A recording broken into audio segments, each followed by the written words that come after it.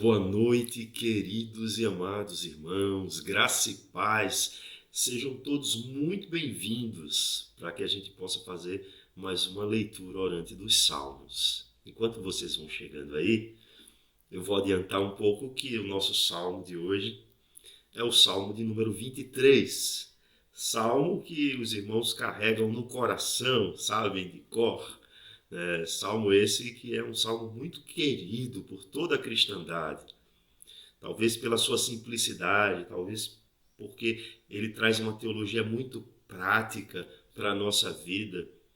O fato é que o Salmo 23 se tornou para muita gente uma oração e muitas pessoas externam, melhor dizendo, isso através de momentos com a família, de momentos em que estão vivendo algum tipo de dificuldade, né? Lembrando que Deus está com ele. Então é um salmo bastante conhecido, e sendo assim um salmo bastante conhecido, meditar nesse salmo exige de nós assim um autocontrole, para que a gente não crie uma ansiedade de querer já diretamente aplicar o salmo, buscar alguma coisa ali para trazer algum tipo de instrução, né, para a nossa vida ou para outra pessoa. Então eu vou pedir ao irmão que está chegando aí, a irmã também, que quando a gente fizer a leitura orante desse salmo, são 6 versos apenas, a gente consegue fazer aquelas 3 pausas, não é? Mas a gente vai tentar fazer isso sem querer atropelar, né? Pensando cada palavra, meditando naquilo que o salmo está dizendo para o nosso coração. E interiormente, ao meditar sobre isso, a gente vai pedir que Deus transforme o nosso coração para que a gente possa, assim, em harmonia, em sintonia com esse salmo, ao final orar.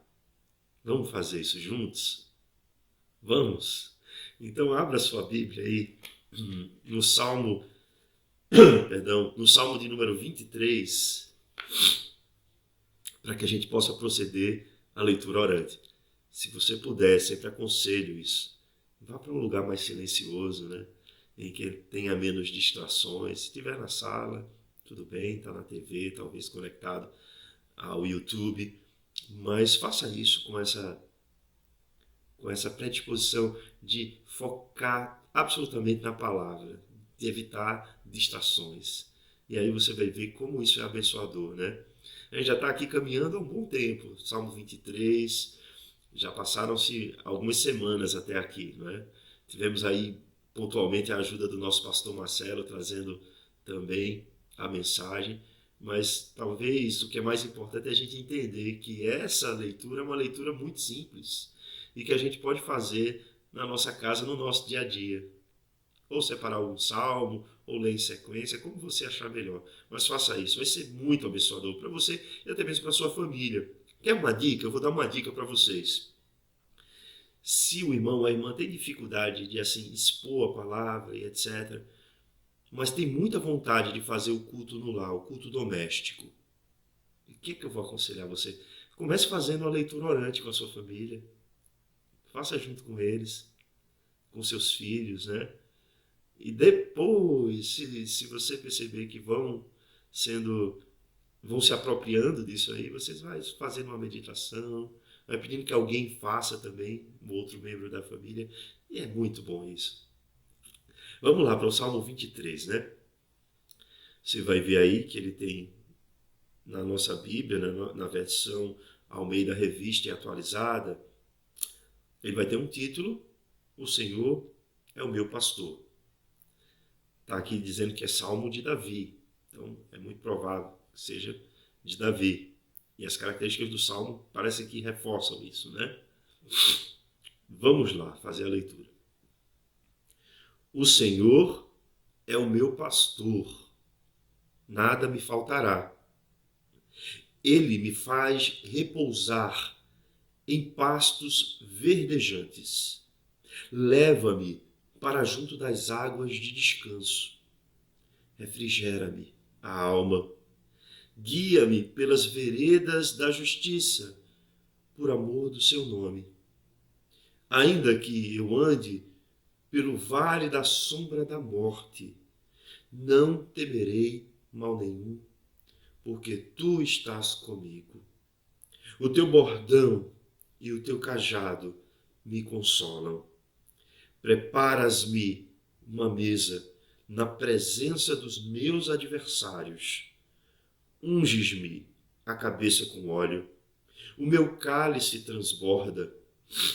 Bondade e misericórdia certamente me seguirão todos os dias da minha vida, e habitarei na casa do Senhor para todo o sempre.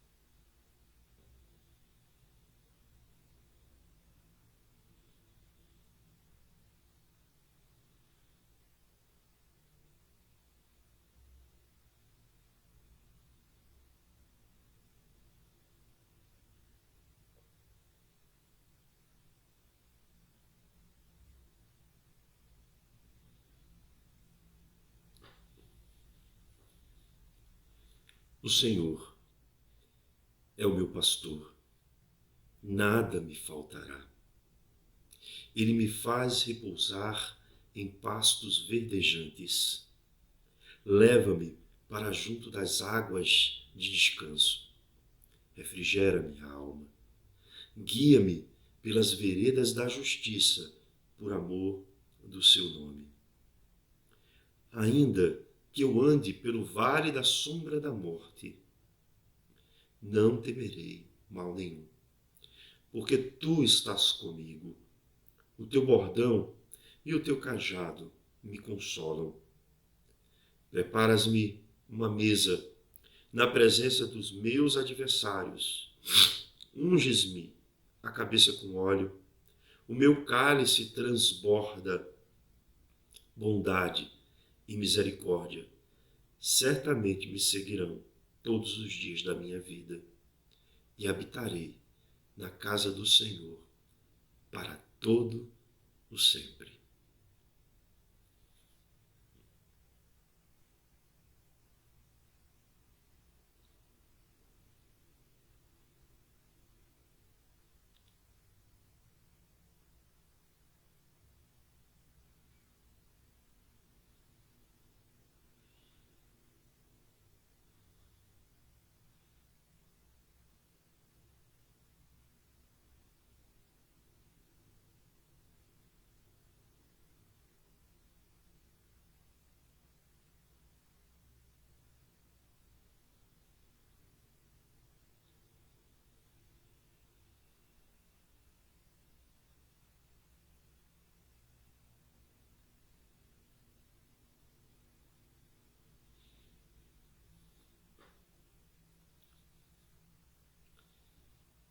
O Senhor é o meu pastor, nada me faltará.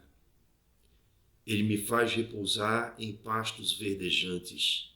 Leva-me para junto das águas de descanso. Refrigera minha alma. Guia-me pelas veredas da justiça, por amor do seu nome.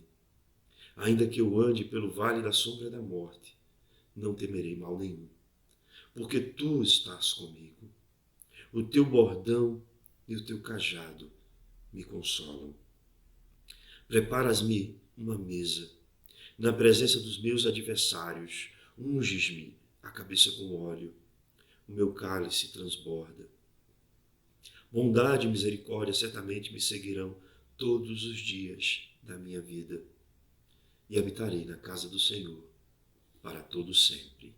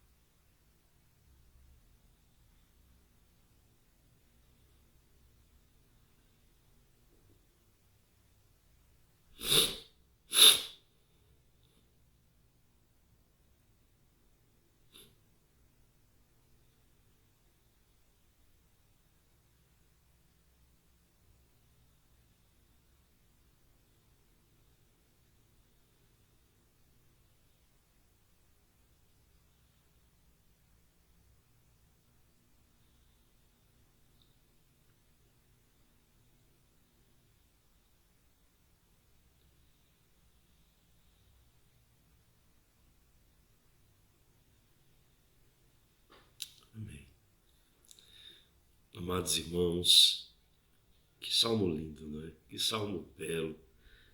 Como há uma poesia aqui que é muito assim cheia de verdades a respeito da ação sobrenatural de Deus sobre a vida do seu povo. Esse é um salmo, meus irmãos, que ele se encaixa dentro daquilo que são chamados de salmos de confiança. Existem salmos de confiança que são coletivos e individuais. Esse aqui é um salmo de confiança individual. Porém, esse salmo aqui, ele é um salmo que ele é atípico, porque geralmente os salmos de confiança têm petições ou têm votos do salmista. Nesse caso aqui, nesse salmo não há. O que a gente percebe aqui, meus irmãos, como tema central desse salmo é a presença de Deus dirigindo a vida do salmista. A presença de Deus dirigindo a vida dele em todos os momentos. Algumas pessoas acreditam que esse salmo aqui foi escrito ainda quando Davi era perseguido por seu filho Absalão, ou estava enfrentando algum tipo de dificuldade. Mas outros estudiosos da Bíblia entendem que esse salmo aqui ele foi escrito já quando Davi era mais velho, no fim da sua vida, no qual ele rememora tudo aquilo que Deus fez por ele. E parece-me que faz muito mais sentido se pensar nessa segunda possibilidade, de que o escritor, o rei Davi, já havia vivido a sua vida e estava ali no fim da sua vida, passando o bastão talvez para o seu filho Salomão, e ele faz essa memória, ele traz essa memória da presença de Deus na vida dele em todos os momentos. Irmãos, como é importante para nós termos essa mesma percepção do salmista. Quando olharmos para a nossa vida cristã, eu sei que existem pessoas que são há pouco tempo, né, convertidas, que estão há pouco tempo no caminho do Senhor, mas ainda assim, entendam isso. Se você é um eleito de Deus, pode ter certeza que Deus não está agindo na sua vida só a partir do momento da sua conversão. Deus está agindo na sua vida muito antes. O escritor de Hebreus ele diz que os anjos do Senhor eles são ministros de Deus. E eles são ministros para servir a todos aqueles que hão de herdar a salvação. Então, muito antes de você, meu irmão, minha irmã, sequer imaginar que Deus era o seu Senhor, que Jesus Cristo era o seu Salvador, Deus já estava agindo na sua vida, porque foi Ele que lhe fez, foi Ele que lhe formou, foi Ele que lhe elegeu antes da fundação do mundo, foi Ele que lhe fez nascer e lhe preservou até aqui. Então não esqueça disso, né? Deus age na nossa vida. Deus age em todos os momentos. Deus está presente. Se existe algo que está presente em nossa vida, em todos os momentos, é Deus. Se existe alguém, melhor dizendo, é Deus. É Deus. E o salmista começa trazendo essa metáfora de Deus como um pastor. Veja só que interessante. O Senhor é meu pastor. Nada me faltará. Naturalmente, a gente sabe que quem vivia naquele contexto, a figura do pastor é uma figura muito comum. Era uma sociedade que ela estava baseada nessa questão pecuária e de agricultura. Então, o pastor era uma figura comum. E muito mais especialmente Davi sabia disso, porque Davi, ele trabalhava como pastor. Ele cuidava das ovelhas de seu pai Jessé. Então, para Davi, essa era uma metáfora que fazia parte da própria vida dele. Antes dele ser rei, Davi era o quê? Pastor de ovelhas. Pastor de ovelhas. Mas ele não está dizendo que ele é pastor aqui. Ele está dizendo que Deus é o pastor dele. E que por isso nada lhe faltará. Percebam, meus irmãos, essa característica, porque existem outros salmos em que Deus é atribuído como sendo pastor de Israel. Se não me falha a memória, o Salmo 77, temos essa menção de Deus como sendo pastor de Israel. Salmo 78, temos essa menção de Deus como pastor de Israel. Salmo 95, temos essa menção de Deus como pastor de Israel. Isso fala da coletividade do povo de Deus. E Deus como sendo esse pastor que conduz o seu povo. Porém, irmãos queridos e amados, aqui Davi, ele está dizendo que Deus é o seu pastor pessoal.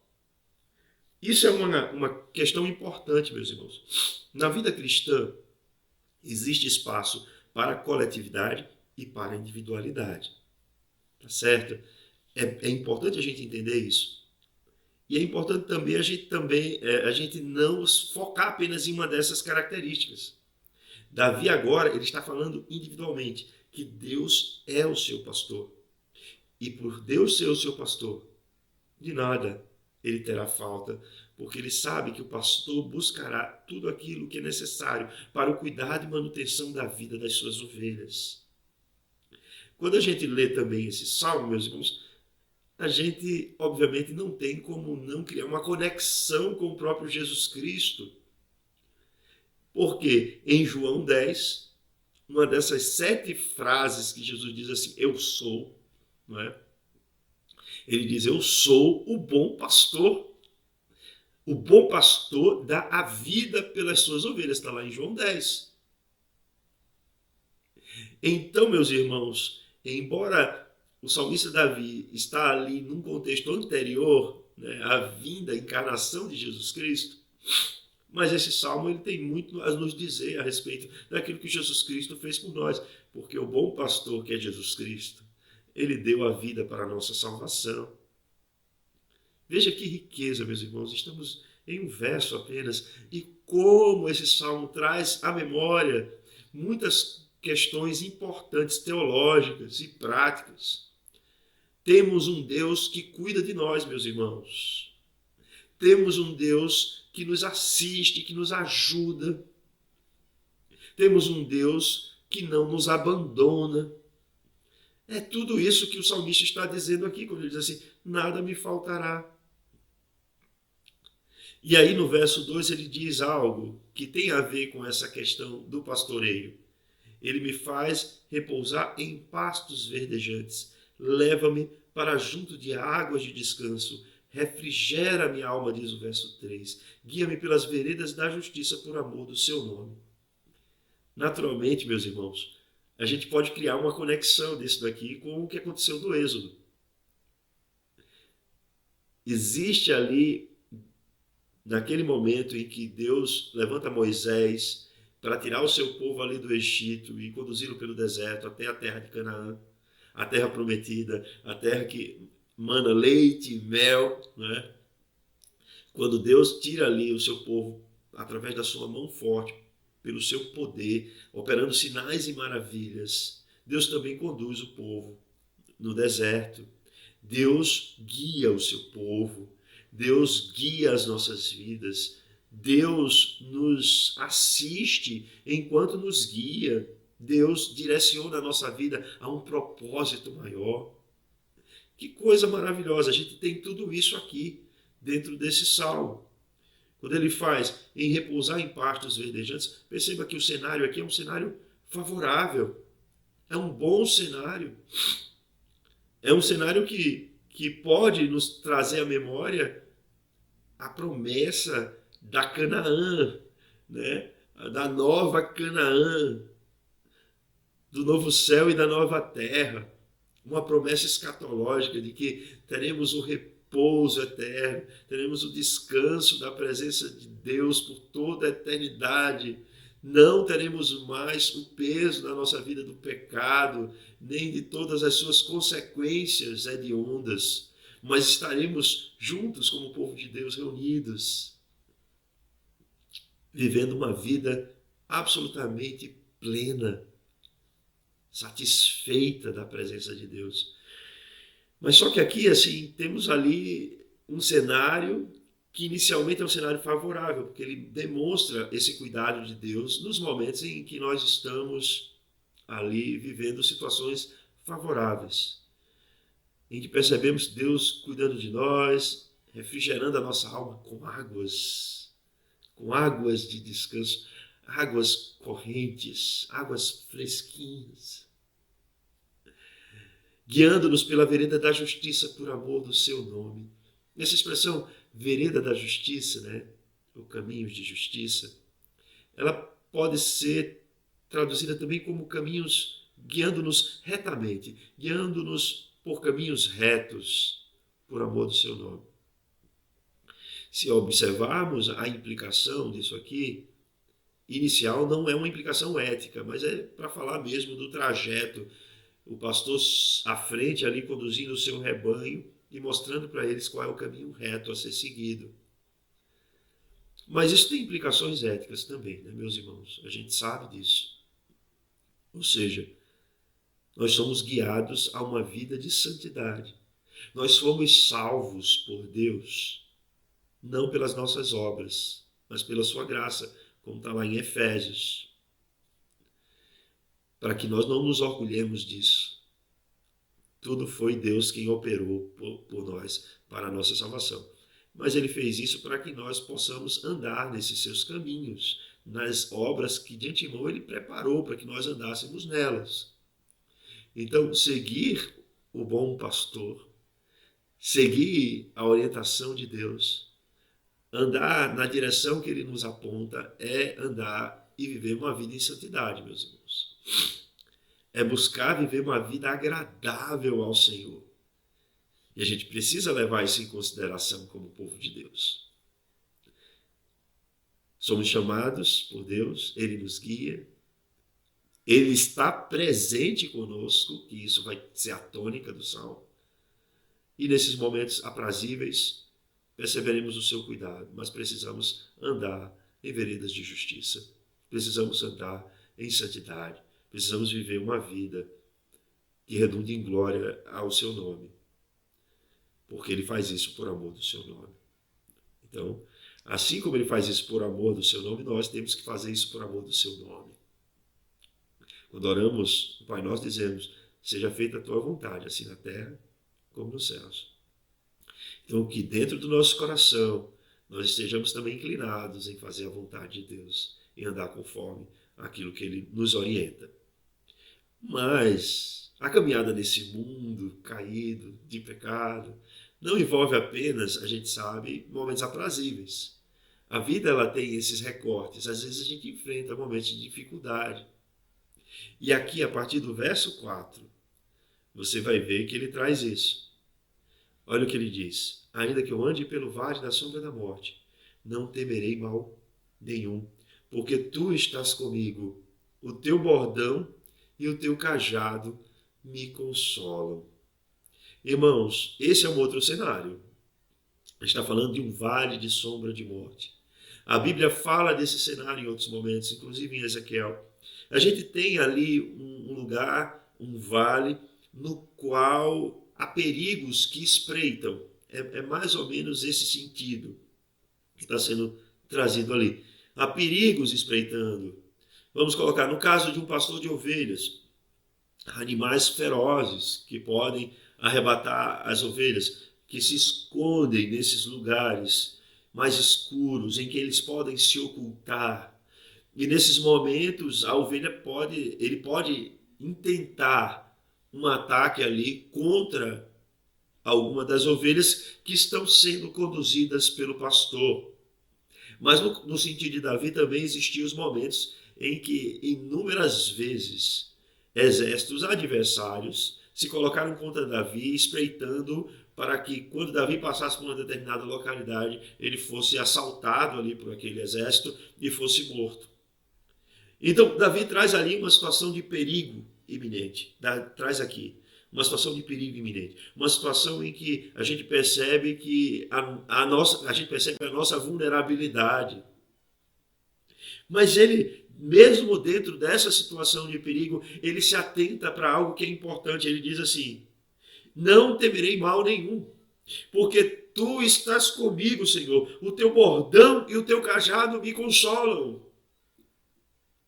Observe como, mais uma vez, ele recorre a Deus como a figura de sumo pastor de sua vida e, ao mesmo tempo, ele traz a metáfora de que o pastor é aquele que cuida das ovelhas, é aquele que vai até o inimigo, ou o animal feroz, com o seu bordão e enxota aquele animal dali, para que aquele animal não faça mal às suas ovelhas. É o mesmo que quando a ovelha ali está com fome, ele consegue pegar o cajado e puxar ali uma oliveira para dar alimento para aquela ovelha.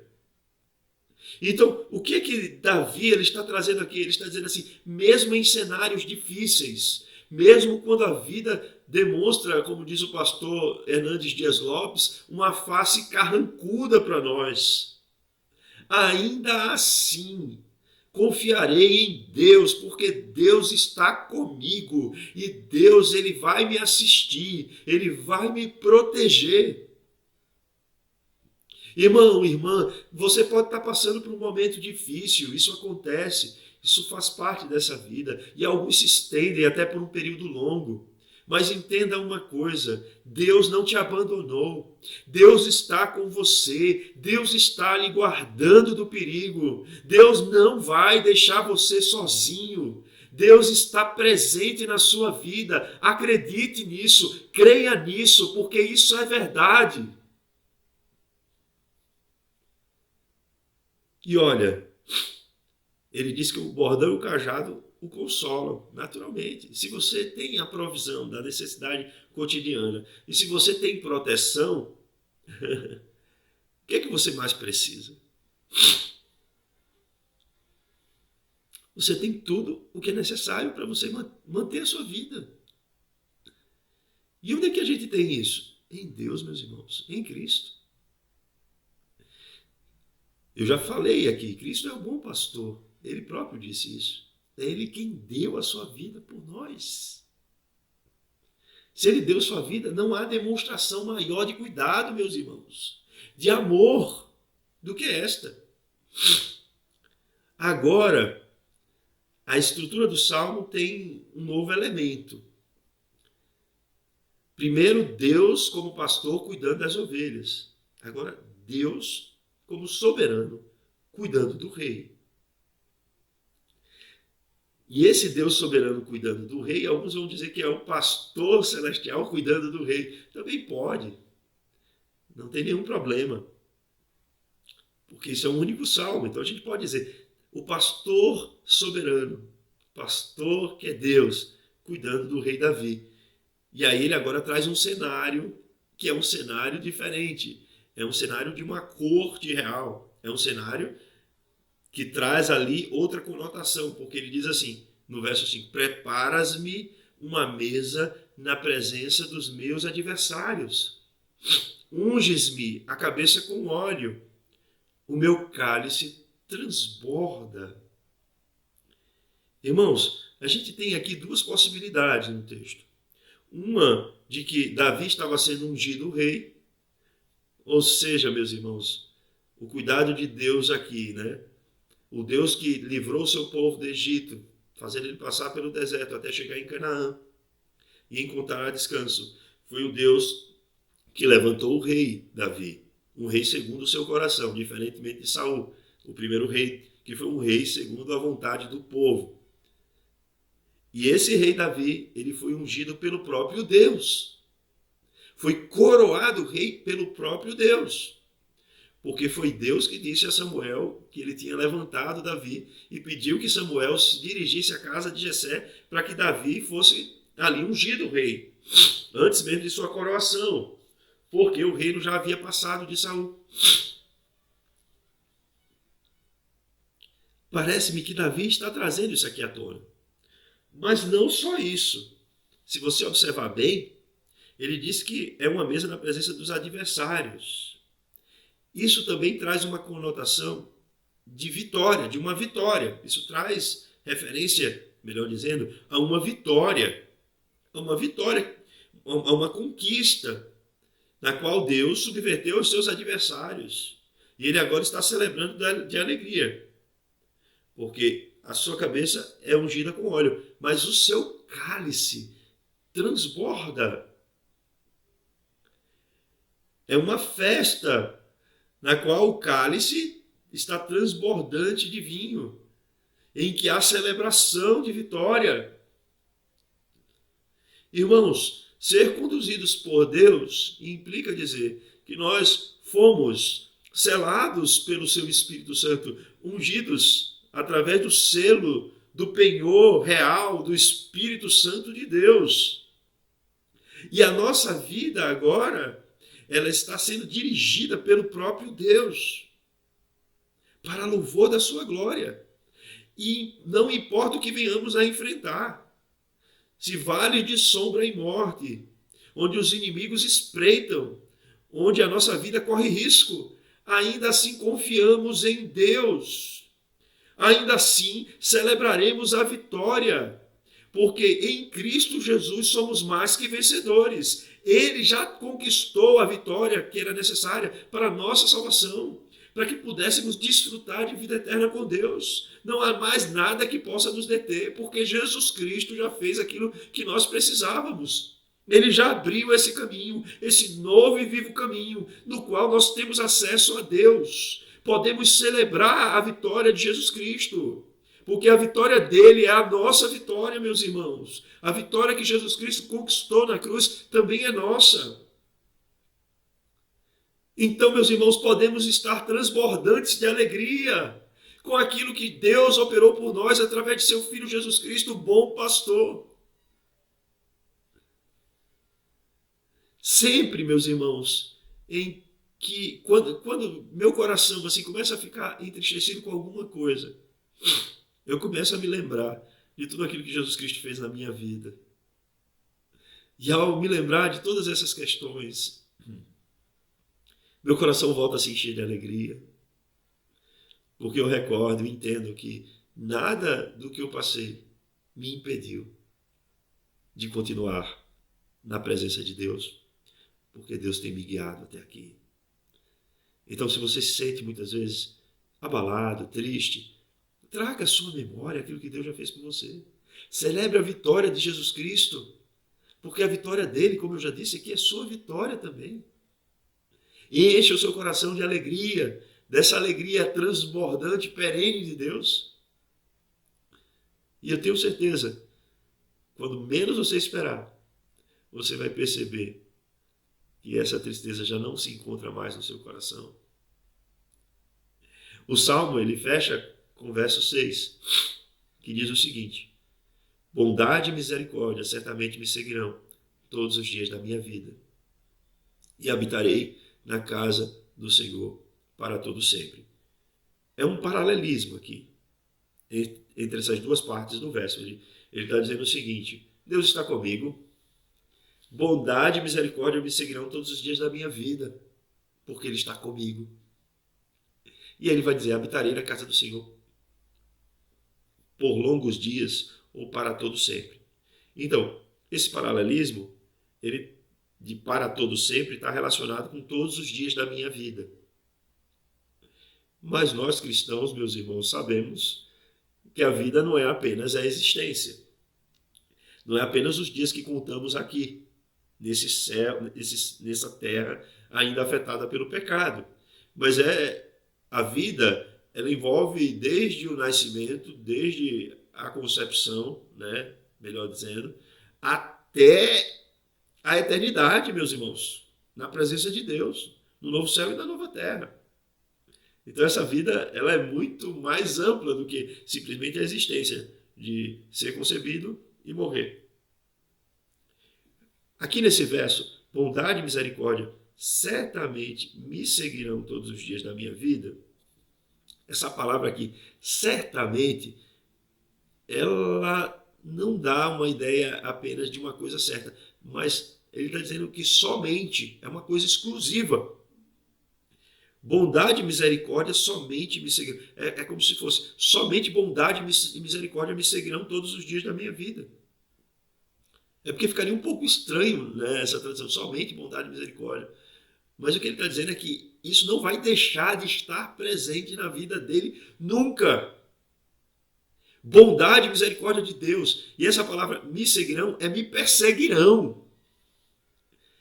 É algo que, para onde ele for, vai atrás. Bondade e misericórdia. Estará presente na vida dele.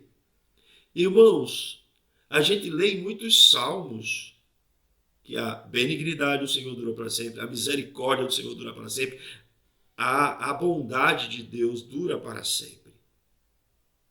Então, se ela dura para sempre, meus irmãos, ela vai estar presente onde Deus está presente. E se a gente está lendo que Deus está presente em todos os momentos da nossa vida, que é o que o Salmo vai nos trazer de forma prática, então a bondade e misericórdia de Deus estará conosco. Não se deixe esmorecer, meu irmão, minha irmã, porque a bondade de Deus permanecerá presente em nossas vidas. Permanecerá presente em nossas vidas. O salmista, ele conclui com um desejo, né? Assim, e habitarei na casa do Senhor para todo sempre, ao longo da minha vida. A gente sabe que ali na cidade de Davi, né, no monte, foi estabelecido o tabernáculo, que era móvel, foi colocado ali, né? E Davi, ele tem uma relação muito profunda com a ideia do templo, do tabernáculo, a ponto dele ter desejado construir esse templo, né? Mas ele não fez, porque Deus o impediu de fazer. E quem fez a construção desse templo fixo foi o seu filho Salomão. Mas há um desejo do salmista, né? O templo era muito representativo para eles. O tabernáculo era muito representativo para eles. Representava a aliança de Deus com eles. Representava o culto que era prestado a Deus. Estava ali, de forma concreta. Então eu quero fechar esse salmo apelando aos irmãos para que sempre busquem estar na casa do Senhor. Eu sei que a gente tem muitos meios de meditar na palavra de Deus, enfim, as mídias sociais, etc. Mas, como povo de Deus, a gente precisa se congregar juntos na casa de Deus. Somos templo como igreja? Somos sim. Todos somos templo de Deus. Toda a igreja. Não individualmente, tá? Somos templo de Deus. Como igreja. E sendo o templo de Deus, meus irmãos, a gente precisa criar ocasião de estarmos juntos. E o culto solene é um momento oportuno para isso. Porque lá, juntos, de maneira coletiva, estamos prestando um culto a Deus. Eu espero que o seu coração possa se encher de desejo de estar na casa do Senhor, assim como o coração de Davi. Que o nosso coração possa ter essa vontade continuada de estar na casa de Deus. Queridos, percebam, até aqui nesse salmo, a presença de Deus não faltou na vida de Davi. E isso acontecerá também conosco. Não importa o momento, ocasião ou situação, Deus permanecerá conosco todos os dias, até a consumação dos séculos. Que Deus nos abençoe, queridos irmãos.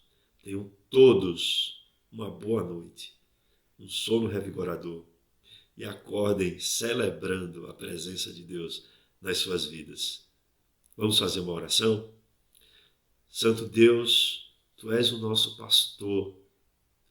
Tu és aquele quem nós devotamos a nossa adoração. Tu és aquele que nos sustentas. Tu és aquele que mantens a nossa vida. Tu és aquele que nos guia, Senhor. Traz tudo o que é necessário à manutenção da nossa vida. Tu és aquele, Senhor, que nos proteges diante das dificuldades e adversidades da vida. Tu és aquele, Senhor, que luta as nossas batalhas. Tu és aquele, Senhor, que nos ungiste com Teu Espírito Santo, que foi derramado sobre Tua igreja como selo da nossa salvação. Tu és aquele que ofereceste o teu Filho Jesus Cristo, a qual nós temos a consciência de que é o nosso bom pastor, porque ele deu a sua vida para a nossa salvação. Queremos, portanto, Senhor, celebrar com alegria tudo aquilo que Tu tens feito por nós. Queremos celebrar com alegria tudo aquilo que Tu nos tens dispensado até aqui, porque sabemos que Tu nos manterás, Senhor, com a Tua bondade e com a Tua misericórdia todos os dias da nossa vida. E essas não nos faltarão, não nos faltarão, assim como Tu não nos falta, assim como Tu não nos abandonas, assim como Tu nos sustentas. Senhor, cria em nós um desejo cada vez maior de estarmos juntos na Tua casa, coletivamente, Te prestando culto. Essa é a nossa oração aqui, em nome de Jesus Cristo, nosso Senhor. Amém e amém. Queridos irmãos, até a próxima. Que Deus nos abençoe.